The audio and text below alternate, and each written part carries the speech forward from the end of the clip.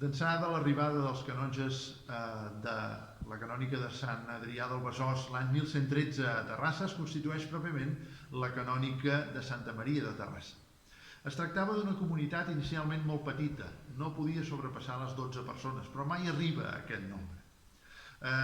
Immediatament que s'instal·len a Terrassa, doncs es fan tot un seguit d'edificacions paral·leles a les esglésies, que seran pròpiament les estances on aquesta comunitat residirà.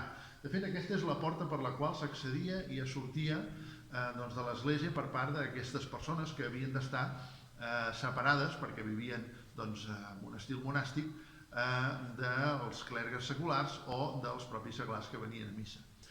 D'aquestes dependències hi havia lògicament els dormitoris, una mica d'escriptori i altres espais de vida en comú. De l'escriptori en sabem poca cosa, però sí que tenien alguns llibres especialment curiosos en relació a altres escriptoris del país. Des del 1113 fins a 1150 el creixement és modest, però a partir de 1160, per les vinculacions de l'ordre de Sant Ruf amb un papa específicament rufenc que s'instal·la a Roma i per un creixement pròpiament europeu d'aquesta ordre, creixerà amb influència també la comunitat de Terrassa.